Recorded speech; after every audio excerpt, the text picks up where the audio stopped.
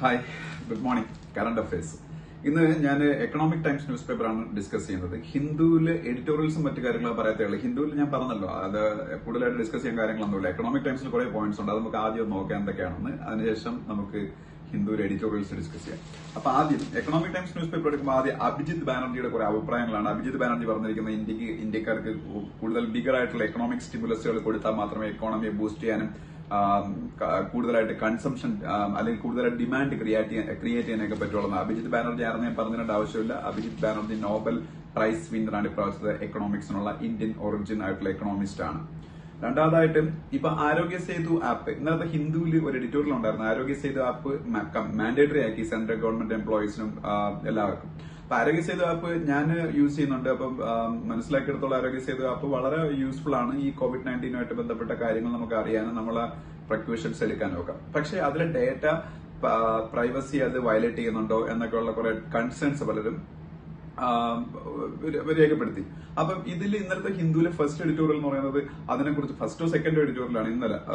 പിന്നീട് ഇങ്ങനെയുള്ള കാര്യങ്ങളെ കുറിച്ചാണ് ആരോഗ്യ സേതു ആപ്പ് നിർബന്ധമാക്കുന്നത്. അപ്പൊ അവര് ഹിന്ദു എന്ന് പറയുന്നത് ഒരു റൈറ്റ് ഒബ്ജക്റ്റീവിലാണ് ഗവൺമെന്റ് ഇത് കൊണ്ടുവന്നേക്കുന്നത്. കറക്റ്റ് ഈ ഒരു സമയത്ത് ഇത് വളരെ യൂസ്ഫുൾ ആണ്. പക്ഷെ ഒരു കാര്യം ചെയ്യണം, ഇതിനൊരു കമ്പൽസറി ആയിട്ടുള്ള ഒരു സർവൈലൻസിനുള്ള അല്ലെങ്കിൽ ട്രാക്കിങ്ങിനുള്ള ഒരു ആപ്പായിട്ട് മാറ്റി ഒരു പെർമനന്റ് ഫീച്ചറാക്കി മാറ്റരുത്. കോവിഡ് പ്രോബ്ലം കഴിയുന്നതോടുകൂടി ഈ ആപ്പിന് ഇല്ലായ്മ ചെയ്യണം എന്നാണ് ഹിന്ദു എഡിറ്റോറിയൽ ആവശ്യപ്പെട്ട അതേ കാര്യം തന്നെയാണ് രവിശങ്കർ പ്രസാദ്, ഇന്ത്യയുടെ ലോ മിനിസ്റ്റർ ആണ്. ഇപ്പൊ അതുപോലെ അത് IT മിനിസ്റ്ററാണ്. IT മിനിസ്റ്ററാണ് അദ്ദേഹം പറഞ്ഞിരിക്കുന്നത് Aarogya Setu data safe for limited period ഉള്ളതെന്ന്. അതായത് ലിമിറ്റഡ് പീരീഡ് COVID-19 പാൻഡമിക്കിന്റെ ആ ഒരു പ്രോബ്ലം ഓവർ ആയി കഴിഞ്ഞാൽ പിന്നെ ഈ ആരോഗ്യ സേതു ആപ്പ് യൂസ് ചെയ്യുന്നതാണ്. അത് വളരെ റീഅഷറിംഗ് ആയിട്ടുള്ള ഒരു സ്റ്റേറ്റ്മെന്റ് ആണ് മന്ത്രിയുടെ ഭാഗത്ത് നിന്നുണ്ടായിരിക്കുന്നത്, മിനിസ്റ്ററിന്റെ ഭാഗത്ത് നിന്നുണ്ടായിരിക്കുന്നത്. അപ്പൊ അത് ആരോഗ്യ സേതു ആപ്പ് സേഫ് ആയിട്ട് യൂസ് ചെയ്യുന്നതിന് പ്രോബ്ലം ഒന്നുമില്ല. അത് ഒരു പെർമനന്റ് ആപ്പ് അല്ല. ഈ ഡിസീസ് അല്ലെങ്കിൽ പാൻഡമിക് ഓവർ ആവുന്നതോടുകൂടി അത് ഡിസ്ട്രോയ് ചെയ്യപ്പെടും. പിന്നെ IRFC എന്താണെന്ന് അറിഞ്ഞിരിക്കുക. IRFC എന്ന് പറഞ്ഞാൽ ഇന്ത്യൻ റെയിൽവേ ഫിനാൻസ് കോർപ്പറേഷൻ. റെയിൽവേയുടെ ഒരു സ്ഥാപനമാണ് IRFC. റെയിൽവേയുടെ ഫിനാൻഷ്യൽ ബോഡിയാണ് IRFC, Indian railway finance corporation. പിന്നെ വേറെ ന്യൂസ് ഉള്ളതെന്ന് വെച്ചാൽ unemployment rate all time high ഇതിലാണ്. ഇപ്പം ഈ 27.1% ആൾക്കാർ അൺഎംപ്ലോയിഡ് ആണെന്നാണ് in the week ended May 3. ഈ May 3 അവസാനിച്ച വീക്ക് നോക്കുമ്പോൾ 27.1% ആൾക്കാർ അൺഎംപ്ലോയിഡ് ആണെന്നാണ്. ഈ കോവിഡ് പ്രോബ്ലം കൂടെ കൊണ്ട് ഒത്തിരി ആൾക്കാർക്ക് ജോലിയും കൂടെ നഷ്ടപ്പെട്ട് അത് കൂടുതൽ സിവിയർ ആവാനാണ് ചാൻസ് ഇനി കമ്മിങ് വീക്സിൽ. QIP ക്വാളിഫൈഡ് ഇൻസ്റ്റിറ്റ്യൂഷണൽ പ്ലേസ്മെന്റ്സിനെ കുറിച്ചൊരു ന്യൂസ് ഉണ്ട്. QIP എന്താണ്? Qualified institutional placements. അതെന്താണെന്ന് വെച്ചാൽ ഈ കമ്പനീസ് ഷെയർ മാർക്കറ്റിൽ ഷെയർസ് ഇഷ്യൂ ചെയ്യും. പക്ഷെ അത് എല്ലാവർക്കും ബൈ ചെയ്യാൻ പറ്റത്തില്ല. അത് ക്വാളിഫൈഡ് ആയിട്ടുള്ള ചില ഇൻസ്റ്റിറ്റ്യൂഷൻസിന് മാത്രമേ ബൈ ചെയ്യാൻ പറ്റൂ. റീറ്റെയിൽ ഇൻവെസ്റ്റേഴ്സിന് ബൈ ചെയ്യാൻ പറ്റത്തില്ല. അത്തരത്തിലുള്ള ഷെയർ ഇഷ്യൂസിനെയാണ് QIP ക്വാളിഫൈഡ് ഇൻസ്റ്റിറ്റ്യൂഷണൽ പ്ലേസ്മെന്റ്സ് എന്ന് പറയുന്നത്. അതുപോലെ തന്നെ നിതി ആയോഗ് എല്ലാവർക്കും അറിയാം, ഇന്ത്യയുടെ പ്ലാനിംഗ് കമ്മീഷൻ റീപ്ലേസ്മെന്റ് ആണ് NITI Aayog, national institution for transforming India. അതിന്റെ CEO ഒക്കെ ഞാൻ പറഞ്ഞിട്ടുണ്ട്, അമിതാഭ് കാന്ത്. Vice chairman Rajeev Kumar. അതൊക്കെ നിങ്ങൾക്ക് അറിയാം. നിതി ആയോഗിൽ പെർമനന്റ് മെമ്പേഴ്സ് ഉണ്ട്. നിതി ആയോഗിൽ പെർമനന്റ് മെമ്പേഴ്സിൽ ഒരാള് VK സരസ്വത് ആണ്, അത് ഞാൻ പറഞ്ഞിട്ടുള്ളതാണ്. ബിബേക് ഡെബ്രോയ് വേറൊരു പെർമനന്റ് മെമ്പറാണ്, ബിബേക് ഡെബ്രോയ്. അതുപോലെ ഞാനിപ്പോ പറയാമെന്നവരെ ആരെയും കുറിച്ചല്ല, VK പോളിനെ കുറിച്ചാണ്. VK Paul, PAUL. VK Paul അദ്ദേഹവുമായിട്ടൊരു ഇന്റർവ്യൂ, നിതി ആയോഗിലെ ഒരു മെമ്പറായ VK പോളുമായിട്ടുള്ള ഇന്റർവ്യൂ ഇന്നത്തെ എക്കണോമിക് ടൈംസിലുണ്ട്. അകത്തെ പേജിലേക്ക് പോകുമ്പോൾ ഉദ്ധവ് താക്കറെ MLC പോൾസിൽ മത്സരിക്കാൻ പോകുന്നൊരു ന്യൂസ് ഉണ്ട്. ഉദ്ധവ് താക്കറെ മഹാരാഷ്ട്രയുടെ ചീഫ് മിനിസ്റ്ററാണ്. അദ്ദേഹം ചീഫ് മിനിസ്റ്റർ ആയ സമയത്ത് MLA അല്ലായിരുന്നു. MLAയോ MLCയോ ആവാം. മഹാരാഷ്ട്രയിൽ ചീഫ് മിനിസ്റ്റർ ആവാൻ ഒന്നുകിൽ MLA ആവുക, കാരണം അവിടെ ഒരു ബൈക്കാമറൽ സിസ്റ്റമാണ് ഫോളോ ചെയ്യുന്നത്. അതുകൊണ്ട് അവർക്ക് അവിടെ MLA, member of legislative assembly അല്ലെങ്കിൽ മെമ്പർ ഓഫ് ലെജിസ്ലേറ്റീവ് കൌൺസിൽ ആയാൽ മതി. പക്ഷെ കേരളത്തിൽ MLA ആയേ പറ്റൂ. കേരളത്തിൽ കാരണം ബൈക്കാമറൽ സിസ്റ്റം അല്ല. കേരളത്തിൽ MLA മാത്രമേ ആവാൻ പറ്റൂ, ലെജിസ്ലേറ്റീവ് അസംബ്ലി മാത്രമേ ആവുള്ളൂ. അവിടെ ലെജിസ്ലേറ്റീവ് കൌൺസിലും ഉണ്ട്. അപ്പൊ എന്തായാലും ഉദ്ധവ് താക്കറെ MLC ആയി ചീഫ് മിനിസ്റ്റർ ആയിട്ട് തുടരാൻ പറ്റും അദ്ദേഹത്തിന്. പിന്നീട് 200 വെന്റിലേറ്റേഴ്സ് ഒരു ഫ്രണ്ട്ലി ജസ്റ്ററിന്റെ ഭാഗമായിട്ട് ഇന്ത്യക്ക് സ്പെഷ്യൽ ഫ്രണ്ട്ലി ജസ്റ്ററിന്റെ ഭാഗമായിട്ട് USA, United States of America 200 ventilators ഇന്ത്യയിലേക്ക് സെൻഡ് ചെയ്യാൻ പോകണമെന്ന് ഒരു ന്യൂസ് ഉണ്ട്.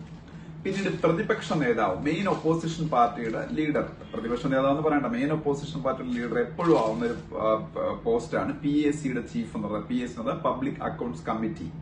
PAC പബ്ലിക് അക്കൌണ്ട്സ് കമ്മിറ്റിയുടെ ചീഫ് എപ്പോഴും ഒരു മെയിൻ ഓപ്പോസിഷൻ പാർട്ടി ലീഡറായിരിക്കും. ഇപ്പൊ അത് കോൺഗ്രസിന്റെ ലീഡറായ ആധിർ രഞ്ജൻ ചൌധരിയാണ്. അദ്ദേഹം തന്നെ അത് കണ്ടിന്യൂ ചെയ്യുമെന്നാണ് പറഞ്ഞിരിക്കുന്നത്. അദ്ദേഹത്തിന്റെ ടെന്യൂർ ഏകദേശം തീരാറായി. ആധിർ രഞ്ജൻ ചൌധരി എല്ലാവർക്കും അറിയുന്ന പേരാണത്. അതുപോലെ CIC ചീഫ് ഇൻഫർമേഷൻ കമ്മീഷണറാണ്, അല്ലെങ്കിൽ സെൻട്രൽ ഇൻഫർമേഷൻ കമ്മീഷൻ എന്ന് പറയാറുണ്ട്. CIC സെൻട്രൽ ഇൻഫർമേഷൻ കമ്മീഷൻ CICയുടെ ഇപ്പോഴത്തെ CIC ബിമൽ ജുൽക്കയാണ്, ബിമൽ ജുൽക്ക. അതുപോലെ CVC സെൻട്രൽ വിജിലൻസ് കമ്മീഷണർ ഇപ്പൊ ആരാണ് ഞാൻ ഇപ്പൊ പറഞ്ഞിട്ടുള്ളതാണ്, സഞ്ജയ് കോത്താരിയാണ്. Sanjay Kothari CVC central vigilance commissioner, CIC central information commissioner Bimal Julka. പിന്നീട് അത് കഴിഞ്ഞ് നമ്മൾ അതിനടുത്ത പേജിലേക്ക് പോകുന്നു. അടുത്ത പേജിലേക്ക് പോകുമ്പോൾ ആന്ധ്രാപ്രദേശിലെ ലിക്കറിന്റെ പ്രൈസ് ഒക്കെ ഭയങ്കരമായിട്ട് കൂട്ടിയിപ്പം. കാരണം അവര് ഒന്നാമത്തെ കാര്യം ഓവർ ക്രൗഡിങ് ഈ ബാറുകളിലും ലിക്കർ ഔട്ട്ലെറ്റുകളിലൊക്കെ കുറയ്ക്കുന്നതെന്നാണ് പറയുന്നത്. പക്ഷെ അതിനപ്പുറം ഈ റിസോഴ്സസ് മോപ്പപ്പ് ചെയ്യുക എന്ന് പറഞ്ഞൊരു പരിപാടി ഉണ്ടല്ലോ. അപ്പം ഇപ്പം എല്ലാ സ്റ്റേറ്റുകളും ഫിനാൻസ് റേസ് ചെയ്യാൻ വളരെ ബുദ്ധിമുട്ടിയാണ്. അപ്പം മദ്യം, ലിക്കറാണ് അവരുടെ ഏറ്റവും വലിയ വരുമാന മാർഗം. അതൊരു മെയിൻ റീസൺ ആണ്. അപ്പൊ ആന്ധ്രാപ്രദേശിലെ ചീഫ് മിനിസ്റ്റർ എല്ലാവർക്കും അറിയാം, വൈ എസ് ജഗൻമോഹൻ റെഡ്ഡി. പിന്നെ ഞാൻ വളരെ വലിയൊരു ന്യൂസ് ആയിട്ട് പറഞ്ഞതും പിന്നീട് ഞാനൊരു പ്രത്യേകിച്ച് ഒരു വീഡിയോ ആയിട്ട് തന്നെ ഉണ്ടാക്കിയിട്ടാണ് ജിയോയിൽ ഫേസ്ബുക്ക് ഇൻവെസ്റ്റ് ചെയ്തതിനെ കുറിച്ച്. ജിയോയിൽ ഫേസ്ബുക്ക് എത്ര 9.99% ഷെയർസ് അന്ന് വാങ്ങിയായിരുന്നു. $5.7 ബില്യൺ ഡീലാണെന്നൊക്കെ ഞാൻ ഡിസ്കസ് ചെയ്തത്. $5.7 ബില്യൺ അല്ലെങ്കിൽ 43,574 crore, 43,574 crore അത് സ്പെൻഡ് ചെയ്താണ് സുക്കർബർഗ് ജിയോയിൽ ഷെയർസ് വാങ്ങിയത്. അതിനുശേഷം വേറൊരു ഷെയർ സെയിൽ വീണ്ടും ജിയോയിൽ നടന്നു. അത് അറിഞ്ഞിരിക്കണം.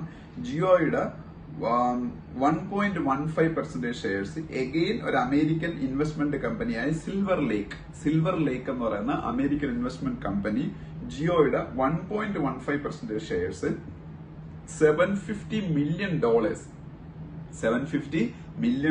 അതിന് ഇന്ത്യൻ രൂപയിലോട്ട് കൺവേർട്ട് ചെയ്യുമ്പോൾ 5,655 കോടി 5,655 crores സ്പെൻഡ് ചെയ്ത് വാങ്ങി. അപ്പൊ ഇനി ഇതുപോലെ ജിയോയുടെ ഷെയർസ് റിലയൻസ് വിൽക്കുമെന്നാ പറയുന്നത്. കാരണം വേറെ ഒന്നുമല്ല, by 2021 March Reliance wants to become a completely debt free company. അതിനാണ് ഇങ്ങനെയൊക്കെ ചെയ്യുന്നത്. അത് മാത്രമല്ല വേറെ സ്ട്രാറ്റജിക് റീസൺസും ഉണ്ട്. പിന്നീട് ക്രെഡായി, CREDAI, ക്രെഡായിയുടെ എക്സ്പാൻഷൻ അറിഞ്ഞിരിക്കുക. CREDAI, confederation of real estate developers association of India. ക്രെഡായിയുടെ expansion എന്താണ്? Confederation of real estate developers association of India. CREDAI real estate കമ്പനികളുടെ ഒരു കൂട്ടായ്മയാണ്. അതുപോലെ ഓയിൽ പ്രൈസ് കൂടുന്നു എന്നൊരു ന്യൂസ് ഉണ്ട്. ഓയിൽ പ്രൈസ് കൂടിയാലും വലുതായിട്ടൊന്നും കൂടാൻ പോകില്ല. പക്ഷെ ഇപ്പം ചരിത്രത്തിലെ ഏറ്റവും ലോവസ്റ്റ് പ്രൈസ് $10 വരെയൊക്കെ പോയൊരു ബാരലിന് അതിൽ നിന്ന് ചെറിയ ഇൻക്രീസ് ഉണ്ടാവുന്നുണ്ട്. അതിന് ഇപ്പം ഒപെക് കൺട്രീസും ഒപെക് പ്ലസ് കൺട്രീസും ഒക്കെ, ഒപെക് പ്ലസ് എന്ന് പറഞ്ഞാൽ റഷ്യയും കൂടെ ഒപെക്കിലോട്ട് ജോയിൻ ചെയ്യുമ്പോഴാണ് ഒപെക് പ്ലസ് ആവുന്നത്. റഷ്യ മാത്രമല്ല, ഒപെക്കിലല്ലാത്ത പ്രധാനപ്പെട്ട മറ്റു ചില രാജ്യങ്ങളും ഉണ്ട്. അപ്പൊ അവരെല്ലാം ചേർന്നാണ് ഒപെക് പ്ലസ്. ഈ OPEC plus oil prices oil production cut ചെയ്യാൻ തീരുമാനിച്ചുകൊണ്ടാണ് ഓയിൽ പ്രൈസ് കുറച്ചെങ്കിലും കൂടുന്നത്. അപ്പം ഈ ലോകത്തിലെ ഏറ്റവും പ്രധാനപ്പെട്ട ഓയിൽ കമ്പനീസ് ഞാൻ പലത് പറഞ്ഞിട്ടുള്ളതാണ്. എന്നാലും ഒന്നുകൂടെ പറയാം. ഏറ്റവും ഫേമസ് അരാംകോ സൗദിയുടെ, ഏറ്റവും വലുതും അതാണ് അരാംകോ സൗദി. പിന്നീട് വരെ വളരെ ഫേമസ് ആയിട്ടുള്ള ഗൾഫ് റീജിയനിലെ ഒരു ഓയിൽ കമ്പനിയാണ് അഡ്നോക്, ADNOC അഡ്നോക്, UAEയുടെ കമ്പനിയാണ്. അതുപോലെ അമേരിക്ക ഓയിൽ പ്രൊഡക്ഷനിൽ ഭയങ്കര വലിയൊരു രാജ്യമാണ്. അമേരിക്കയിലെ ഏറ്റവും വലിയ ഓയിൽ കമ്പനീസ് ആണ് Exxon Mobil, Exxon Mobil, MOBIL, Exxon Mobil, Chevron എന്നൊക്കെ പറയുന്ന കമ്പനീസ്. ഷെവ്രോൺ എന്ന് പറയുന്നത് CHEVRON, ഷെവ്രോൺ. ബ്രിട്ടൻ ആണെങ്കിൽ BP, ബ്രിട്ടീഷ് പെട്രോളിയം ഭയങ്കര ഫേമസ് ആണ്. റഷ്യ വേൾഡിലെ ഏറ്റവും വലിയൊരു ഓയിൽ പ്രൊഡ്യൂസർ റഷ്യയുടെ റോസ്നെഫ്റ്റ്, ROSCNEFT, റോസ്നെഫ്റ്റ് എന്നാണ് റഷ്യയിലെ ഏറ്റവും വലിയ ഓയിൽ കമ്പനി. പിന്നീട് ദലാൽ സ്ട്രീറ്റിനെ കുറിച്ചൊരു ന്യൂസ് ഉണ്ട്. ദലാൽ സ്ട്രീറ്റ് എല്ലാവർക്കും അറിയാം, ഇന്ത്യയുടെ ബോംബെ സ്റ്റോക്ക് എക്സ്ചേഞ്ച് ഒക്കെ നിൽക്കുന്ന മുംബൈയിലെ സ്ട്രീറ്റ് ആണ് ദലാൽ സ്ട്രീറ്റ്. അതുപോലെ വാൾ സ്ട്രീറ്റിനെ കുറിച്ചൊരു ന്യൂസ് ഉണ്ട്. വാൾ സ്ട്രീറ്റ് വേൾഡിലെ ഏറ്റവും വലിയ stock exchange, New York stock exchange നിൽക്കുന്ന സ്ട്രീറ്റ് ആണ് wall street. Federal reserve dollar issue എന്ന അമേരിക്കയുടെ സെൻട്രൽ ബാങ്ക്, ഫെഡറൽ റിസർവിന്റെ ചീഫ് ജെറോം പവൽ. പിന്നെ ബെല്ലിനെ കുറിച്ചൊരു ന്യൂസ് ഉണ്ട്. BHEL, Bharat heavy electricals limited. അതെന്ത് കമ്പനിയാണെന്ന് എല്ലാവർക്കും അറിയാം, മഹാരത്ന കമ്പനിയാണ്. ഇന്ത്യയിലെ ഒരു മഹാരത്ന കമ്പനിയാണ് BHEL, Bharat heavy electricals limited.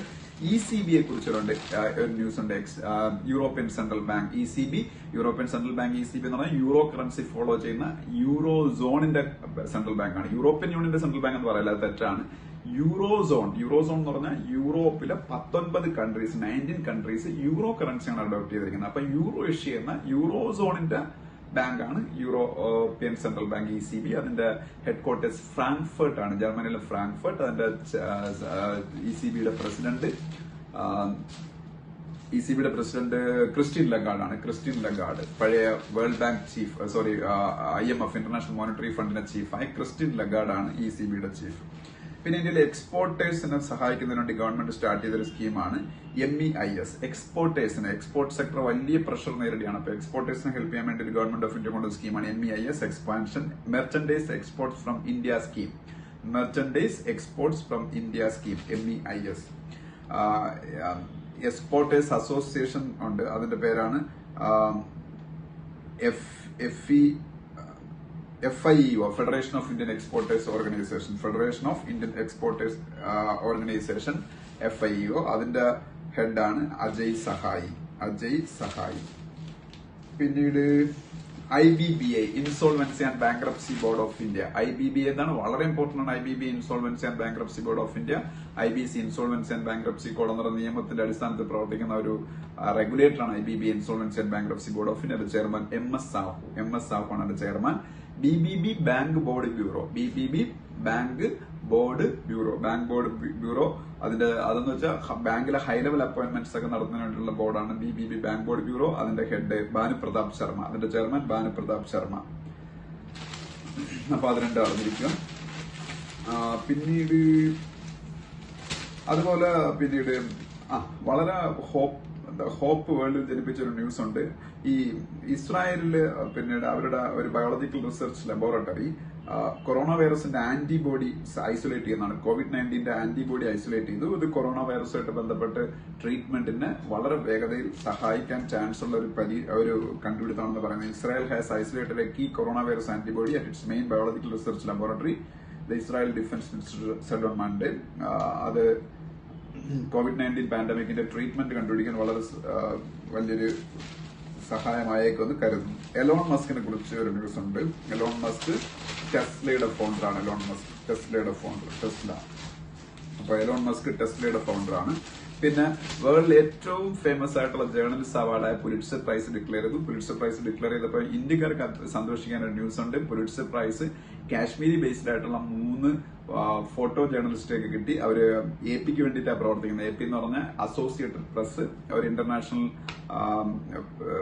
News ഏജൻസിയാണ് AP associated press. US based ആണ്, അമേരിക്ക ബേസ്ഡ് ആയിട്ടുള്ള AP അസോസിയേറ്റഡ് പ്രസിന് വേണ്ടി പ്രവർത്തിക്കുന്ന 3 കാശ്മീരി ബേസ്ഡ് ആയിട്ടുള്ള ഫോട്ടോ ജേർണലിസ്റ്റുകൾ മുക്താർ ഖാൻ, ദർ യാസിൻ, DAR ആണെന്ന് എന്റെ ഓർമ്മ, എനിക്ക് വ്യക്തമായിട്ട് അറിയാൻ ദർ യാസിൻ. പിന്നെ ചന്നി ആനന്ദ്, CHANNI, ചന്നി ആനന്ദ്. ഇങ്ങനെ 3 പേർക്കാണ്. ഈ 3 പേർക്ക് പുലിറ്റ്സർ പ്രൈസ് കിട്ടി. ജേർണലിസ്റ്റിനുള്ള പുലിറ്റ്സർ പ്രൈസ്, അവർ ഫോട്ടോ ജേർണലിസ്റ്റിനുള്ള പുലിറ്റ്സർ പ്രൈസ് ആണ് അവർക്ക് കിട്ടിയത്. അതുപോലെ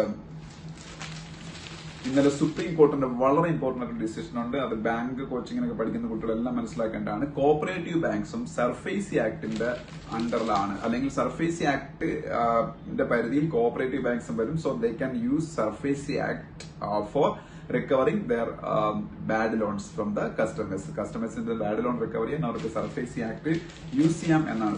കോഓപ്പറേറ്റീവ് ബാങ്ക്സ് യൂസ് ചെയ്യാൻ പറ്റുന്ന ഒരു ക്വസ്റ്റൻ ആയിരുന്നു സുപ്രീം കോടതിന്റെ മുന്നിലുണ്ട്. ഇന്നലെ സുപ്രീം കോടതി അതിന്റെ വിധി പറഞ്ഞു. സർഫേസി ആക്ടിന്റെ എക്സ്പാൻഷൻ അറിഞ്ഞിരിക്കുക.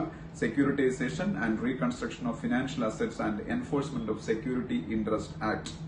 Securitisation and reconstruction of financial assets and enforcement of security interest act. അതാണ് സർഫേസി ആക്ട്.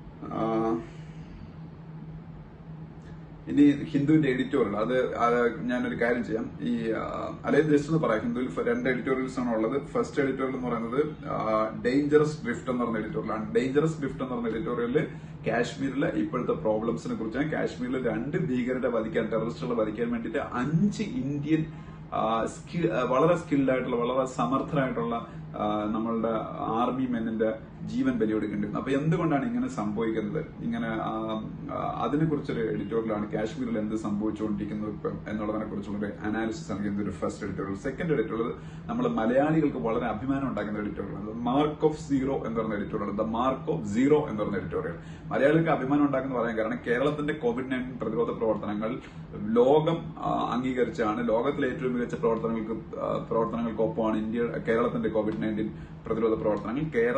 കേരളത്തിൽ ഇപ്പോൾ 0 കേസസ് ആണ് പല ദിവസങ്ങളിൽ റിപ്പോർട്ട് ചെയ്യുന്നത്. അപ്പം ഈ വൈറസിന് മുകളിൽ അതീശത്തെ സ്ഥാപിക്കാൻ കേരളത്തിന് കോർഡിനേറ്റഡ് ആയിട്ടുള്ള എഫേർട്ട് കൊണ്ട് കഴിഞ്ഞു. ഗവൺമെന്റ് അതിന് പ്രത്യേക അപ്രീസിയേഷൻ അർഹിക്കുന്നു. പക്ഷേ കേരള മോഡൽ മറ്റ് സ്റ്റേറ്റുകൾ എമുലേറ്റ് ചെയ്യാൻ ശ്രമിച്ചാൽ പോലും അവർക്ക് കേരളത്തിന് തോതിലുള്ള സക്സസ് കിട്ടാൻ പാടായിരിക്കും എന്ന് പറഞ്ഞത്. കാരണം എന്ന് വെച്ചാൽ ഈ ഒരു കേരള ലീഗസി എന്ന് പറയുന്ന സംഭവം നമ്മൾ ഡെക്കേഡ്സ് കൊണ്ട് ആർജിച്ചതാണ്. നമ്മളുടെ ലിറ്ററസി എല്ലാം അതിന്റെ വലിയ ഭാഗമായിട്ട് പ്രവർത്തിക്കുന്നുണ്ട്. നമ്മളുടെ അവയർനെസ്, ഹെൽത്ത് അവയർനെസ്, നമ്മളുടെ ഹെൽത്ത് സിസ്റ്റം, നമ്മളുടെ ഏറ്റവും താഴെ ലെവലിൽ ഉള്ള പബ്ലിക് ഹെൽത്ത് സെന്റേഴ്സ് തൊട്ടുള്ള സംഭവങ്ങളുടെ മികവ്, ഇതൊന്നും മറ്റ് സ്റ്റേറ്റുകൾക്ക് ഇല്ലാത്തതുകൊണ്ട് അവർക്ക് കേരള മോഡൽ അഡോപ്റ്റ് ചെയ്താൽ പോലും ഈ ഒരു ലെവലിലുള്ള സക്സസ് പെട്ടെന്ന് അച്ചീവ് ചെയ്യാൻ പറ്റൂല എന്നുള്ള രീതിയിൽ എഡിറ്റോറിയൽ. അപ്പൊ കേരളക്കാരനായ നമുക്കത് വായിക്കാൻ വളരെ അഭിമാനം തോന്നുന്ന എഡിറ്റോറിയലാണ്. അപ്പൊ അതാണ് രണ്ടാമത്തെ എഡിറ്റോറിയൽ. അപ്പൊ എന്തായാലും ഈ എഡിറ്റോറിയൽസിനെ കുറിച്ച് ഞാൻ തൽക്കാലം ഇത്രയും പറയുന്നുള്ളൂ. ഹിന്ദു, ഞാനിപ്പോ എക്കണോമിക് ടേംസ് പഠിപ്പിച്ചപ്പോ എന്തെല്ലാം പോയിന്റ്സ് നിങ്ങൾ പഠിപ്പിച്ചു, അത്രയും പോയിന്റ്സ് അതിൽ വരുന്നുണ്ട്. പക്ഷെ ഹിന്ദുവിൽ നത്തിങ് ഈസ് ദയർ. ഇപ്പോൾ അതാണ് അവസ്ഥ. അപ്പൊ അതുകൊണ്ടാണ് ഞാൻ അതേ ഡിസ്കസ് ചെയ്യുന്നത്. Okay, thank you very much.